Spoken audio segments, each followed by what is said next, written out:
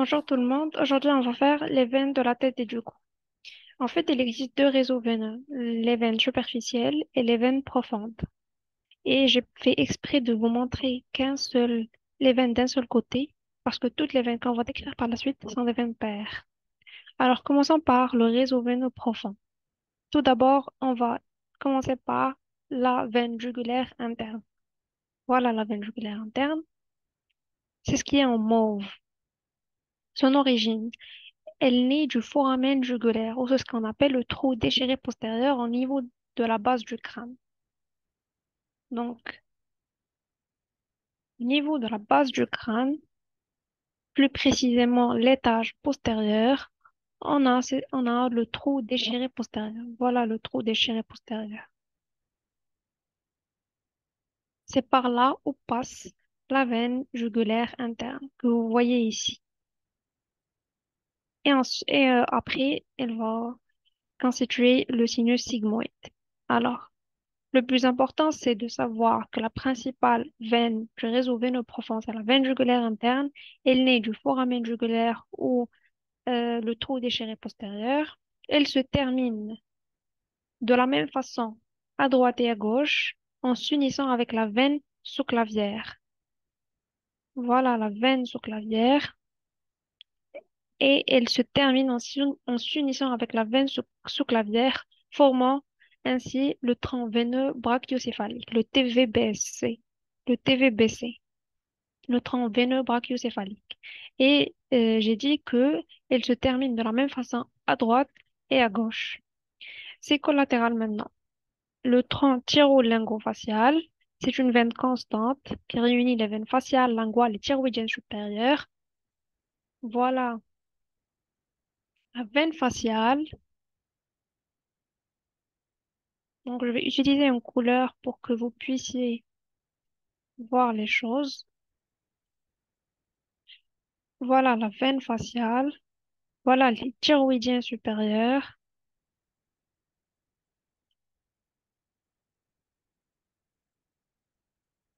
Donc, j'ai dû faire comme ça depuis le début.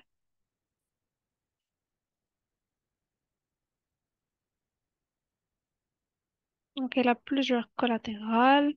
La faciale, linguale, thyroïdienne supérieure et veine thyroïdienne moyenne. Voilà la veine thyroïdienne moyenne. هذا c'est la veine thyroïdienne supérieure, veine thyroïdienne moyenne, veine faciale.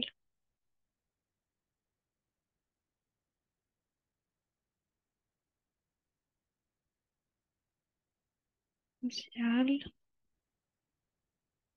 thyroïdienne supérieure, thyroïdienne moyenne.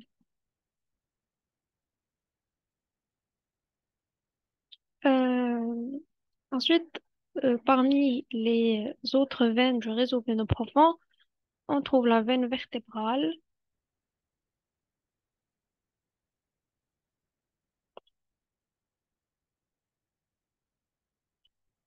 Voilà la veine vertébrale. Elle passe par les foramen transverses des vertèbres cervicaux et elle naît de la subclavière. Voilà, elle naît de la sous-clavière. Elle passe en arrière de la veine jugulaire interne, ensuite verticalement entre les foramen transverses des vertèbres cervicaux. Les veines thyroïdiennes inférieures, voilà les veines thyroïdiennes inférieures, elles collectent le sang au niveau du pôle inférieur de la thyroïde et se jettent directement dans le TVBC, c'est-à-dire le tronc veineux brachiocéphalique, qui est formé par l'union de la sous-clavière et de la veine jugulaire interne.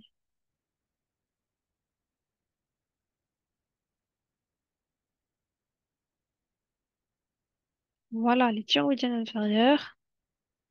Elles se jettent dans le tronc brachiocéphalique qui naît par l'union de la veine jugulaire interne et à la subclavière. En fait, son nom l'indique.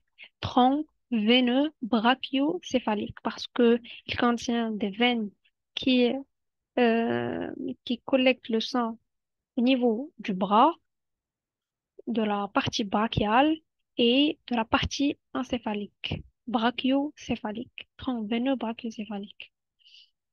Donc ainsi, on a fini par euh, déterminer les différentes veines qui constituent le réseau veineux profond et qui sont la veine jugulaire interne, la veine vertébrale et les veines thyroïdiennes inférieures. La veine jugulaire interne, elle naît du foramen jugulaire. Elle se termine de la même façon à droite et à gauche en s'unissant avec la veine sous-clavière, formant le tronc veineux brachiocéphalique et des collatérales comme la faciale, qui est très importante, la linguale et la thyroïdienne supérieure. Les thyroïdiennes moyennes aussi.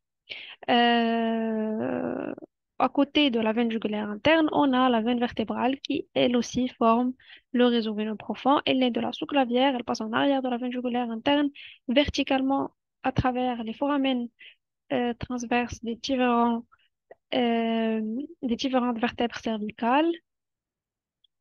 Et finalement, la veine thyroïdienne ou les veines thyroïdiennes inférieures qui collectent le sang au niveau du pôle inférieur de la thyroïde et qui se jettent directement dans le tronc veineux brachiocéphalique. Maintenant, on va passer au réseau veineux superficiel. Il est aussi simple que ça, constitué par deux veines. La veine jugulaire externe cette fois-ci et la veine jugulaire antérieure. Donc, voilà la veine jugulaire externe et voilà la veine jugulaire antérieure. Tout ça, c'est la veine jugulaire antérieure.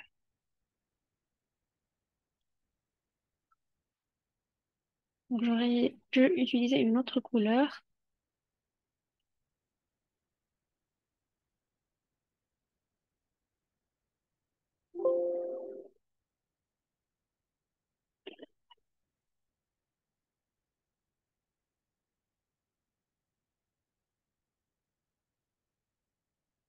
Non.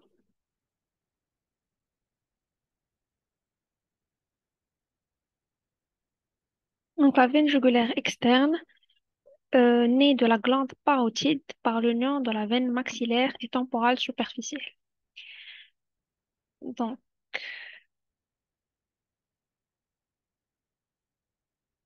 si on veut voir l'union qui forme la veine jugulaire externe, on doit remonter plus en haut au niveau de la parotide.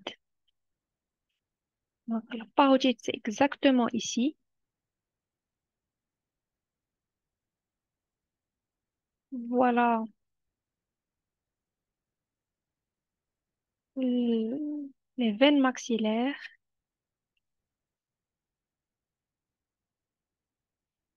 et la temporale superficielle.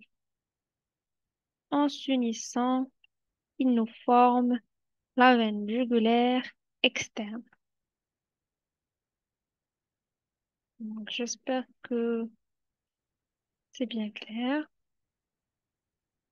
Voilà les maxillaires, les deux veines maxillaires qui s'unissent avec temporale superficielle et qui nous forment la veine jugulaire externe. Voilà la veine jugulaire externe. Elle se termine au niveau de la veine sous-clavière. Voilà, c'est terminé. La veine en mauve, c'est la veine jugulaire externe. Elle a bien sûr des collatérales comme l'auriculaire postérieure, c'est celle que vous voyez par ici, l'occipitale et des veines superficielles de la nuque. La veine jugulaire externe, elle s'anastomose avec la veine faciale par l'intermédiaire de la veine communicante intraparotidienne. La veine jugulaire externe, elle s'unit avec bon, je vais utiliser une couleur, la veine jugulaire externe, elle s'unit par l'intermédiaire de la veine communicante intraparotidienne à quoi? À, à la veine faciale. Voilà, la veine faciale. Donc en fait, rappelez-vous bien de cette image parce que cette même veine faciale, elle va permettre la communication entre la veine jugulaire antérieure et la veine jugulaire externe. Donc je m'explique. Voilà la veine faciale et voilà la veine jugulaire antérieure. Donc, la veine faciale, elle permet la communication entre la veine jugulaire externe par l'intermédiaire de la parotide, par l'intermédiaire de la veine communicante intraparotidienne et par l'intermédiaire de cette artère ici, la sous-mentale, sous le menton. Donc, à côté de la veine jugulaire externe, on a la veine jugulaire intérieure qui, elle aussi, fait partie du réseau veineux superficiel. Donc, c'est ça. Je pense qu'on a atteint la fin de la vidéo, mais avant de terminer, je vais juste faire une petite récapitulation de ce réseau veineux superficiel. On a dit que le réseau veineux superficiel, il est constitué par deux veines, deux principales veines, la veine jugulaire externe, qui naît, la veine jugulaire externe qui naît par l'union de la veine maxillaire et de la temporale superficielle. J'espère que voilà les veines maxillaires et la temporale superficielle. Elle donne des collatérales comme l'auriculaire postérieur, l'occipital et elle s'anastomose avec la veine faciale. Voilà son anastomose. Voilà pardon, voilà la veine communicante intraparotidienne qui permet l'anastomose entre la veine jugulaire externe et la veine faciale.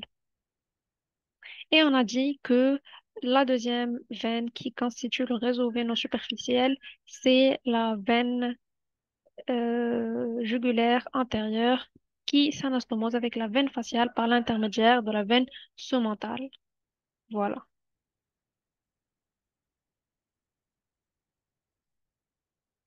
Et ainsi, on a atteint la fin de la vidéo. J'espère que j'ai été le plus clair et à la prochaine.